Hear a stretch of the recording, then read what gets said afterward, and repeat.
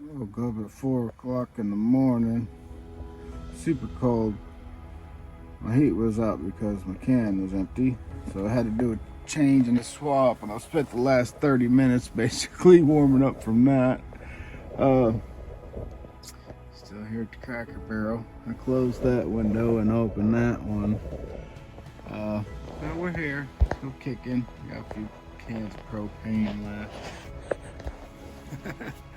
Good morning, y'all. Ain't in no particular hurries. I still got a few more hours. Cracker Barrel opens at 7, so I'm kind of hanging out to then to go in and handle my business, if you know what I mean. It's the life. It's very glamorous, isn't it? Finally 7 o'clock. Got my pants sitting up over the heater so they warm up a little bit. It's probably 30 degrees by now. I don't know. It's a good amount of frost in the windows out there. I don't know if you can tell. But anyway, let me get ready here. Figure out what we're going to do with this day. Man. Still good and warm. Cranked it up on high for now. But yes, I definitely got to do some insulating. Actually on the bottom, those wheel wells that are still uncovered, or I'm sorry, where the wheels are, the metal hubs or whatever. Yeah, that's cold metal and it's just radiating. I guess the wind's blowing up around the tire and just, yeah. And I'm like laying just a few inches above it, you know, right here. Because this thing, I love this cot setup because of the bunk bed option, but it's really short, as you can see, which means I can't store a whole lot of stuff underneath it. And also, it's a pain in the neck to get up and out of, especially if you're an old man like me. Where's the damn camera lens on this thing? Is that it there?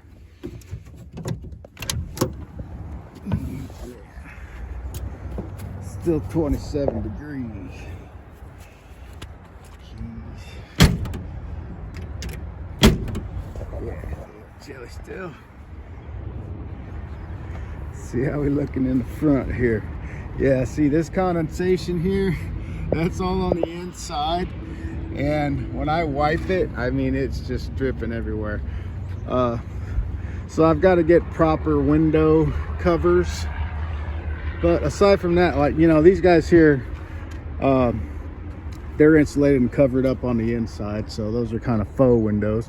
Okay, here I've got my foam in the back. Kind of only had it covered up on my side. Plus there's the rug and the curtains there. Oh yeah, don't forget to check out irreverentwarriors.com. And this is my nice keto breakfast for the day. Some tomato slices and some spicy chicken sausage. Water, coffee with a little bit of creamer. I could probably go without the creamer, but I'm kind of hooked on it. Hey, anybody know what this thing is? It's for washing clothes, I guess? Hey man, the way things are looking, we might be back on this technology before you know it. I don't know what that is either. I think the wash basin maybe? Gosh. Yeah, 1, 2, 3 campers. There was a 4th one out here. Man, it's still chilly. I don't think it's broke 30 degrees yet, but we're gonna do ignition sequence. I was wiping the window. This is ice. Yeah, look at that. Yeah. I've got to get this front sealed in properly. As you can see, it's no insulation. It's bare cold metal. I mean, you can see the moisture on it. Like I said, it's a work in progress. I was telling my mom last night, you know what I like about this is with van life, you're pretty much in a constant state of figuring it out, especially when it's an old 69. And I like the challenge. I like it keeping me occupied with productive things as opposed to sitting around on YouTube or the internet all day. Because truth be told, when I'm housed up, that's essentially what happens. I do better when I'm not plugged in. So I've replaced a bunch of the rubber door seals, but not all of them. As you can see, I replaced the one, it's the exact same one on the back barn doors, but this one's still old. Look at that big old gap. That's straight up sky coming through there. I replaced the seal on this door. That's where 90% of my water leakage was coming from. And then you can see it's got a brand new seal on it. Painted, cleaned it up.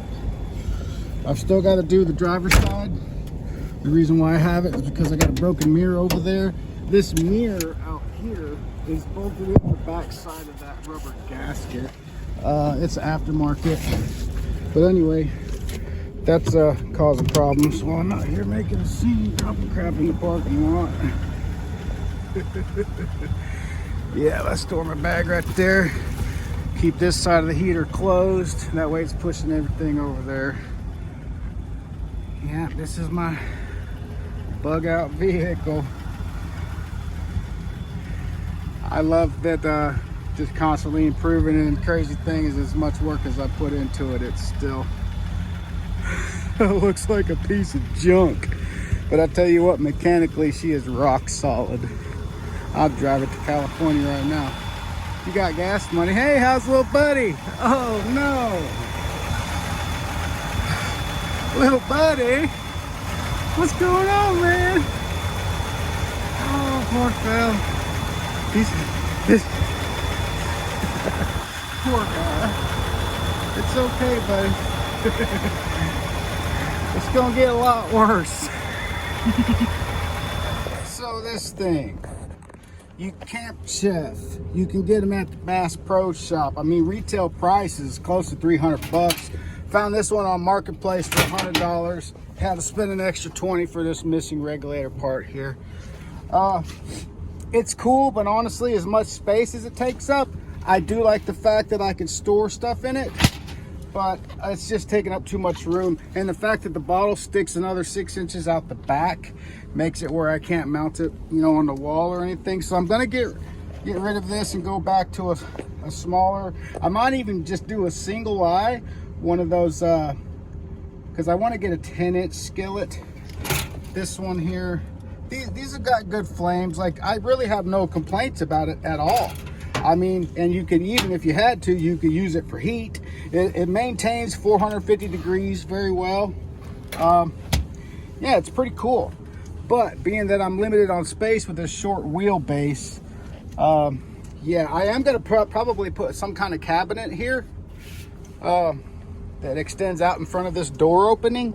A lot of people do that. I pretty much have to, because I've only got 4 feet from there to there, basically.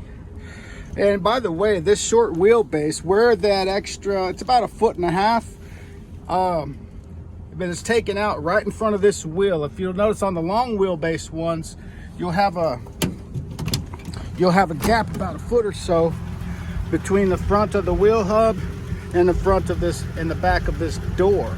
So on the long ones, the door will be right here, and there's about 1 foot or so right there of extra room. Makes a lot of difference as far as navigating. Man, I can do U-turns in the city in this thing in no time. But then, you know, pros and cons. It makes up for it being able to stand up, though. I know a lot of you vanners out there are envious of that. I'm envious of the longness. You know, each rig has its own plus and minuses. Of course, this one's got a lot of minuses, mostly in the looks department. At the same time, that's what makes it cool.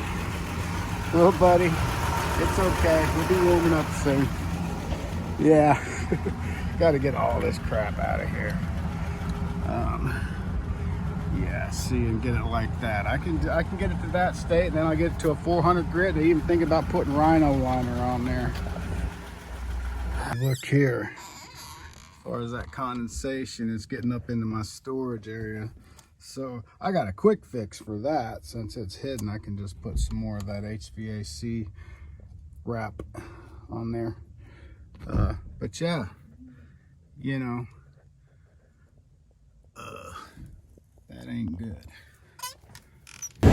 Okay, coming up out of Dixon, I'm heading into Clarksville. I'm linking up with some individuals who are helping gather resources to help with, I guess you'd say disaster relief. Listen, I just drove by a trailer that was completely demolished. Yeah, and I still got about 20-30 miles to go to get up there, but yeah, that looked pretty neat. All right, so what we've got going on here is actually a collection point for donations and stuff like that. Been sifted through for the past couple of hours. I don't got a whole lot of time right now, but this is what we got going on. This is stuff we've been through: clothes, sweaters, bunch of stuff, tarps, things that keep people warm is what we're really looking for right now. But yeah, there is, but it's buried in stuff. do this. People dropping stuff off. Man, this is so nice. They couldn't keep the mattresses somebody donated, but this is perfect size for my build. 2 of them. Yeah, so I'm happy about that. And that right there is the outlet for the water treatment plant, which is back behind me or something somewhere. But anyway, fish like to hang out around that moving water down there. Maybe it's a little warmer, I don't know. Let's see if we can pull in. I saw a guy had a big old like 15-pound drum out there on a boat a few months back. Record this first toss. I've been running this dual shad setup.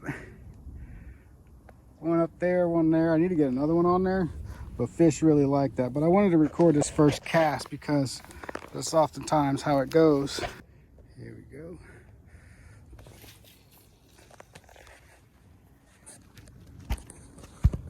Yeah, isn't that just lovely?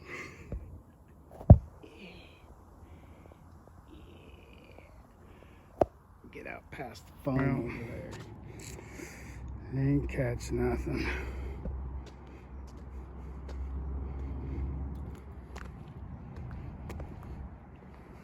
Might take a nap. Sitting here, about ready for the sunset. From here, I'm gonna go and visit with either mom or sis, or probably both. So I'm gonna sign off for now.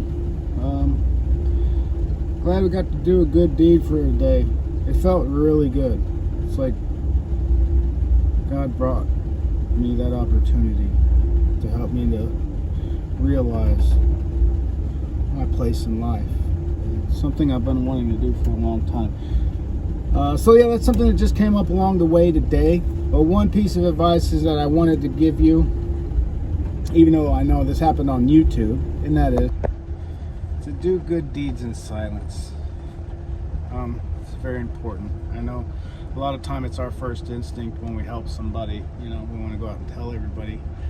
But that totally takes away the goodness of the act when you do that, because you're no longer doing it for somebody else. You've just been doing it for yourself this whole time.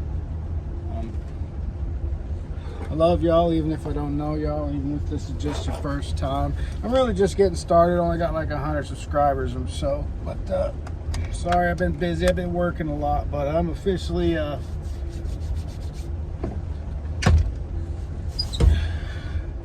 full-time, except for when I'm working. Then I've got the work van and everything else, and they put me in hotels. So, but when I'm not working, I'm in this van right here. Love y'all. God bless. Have a great day.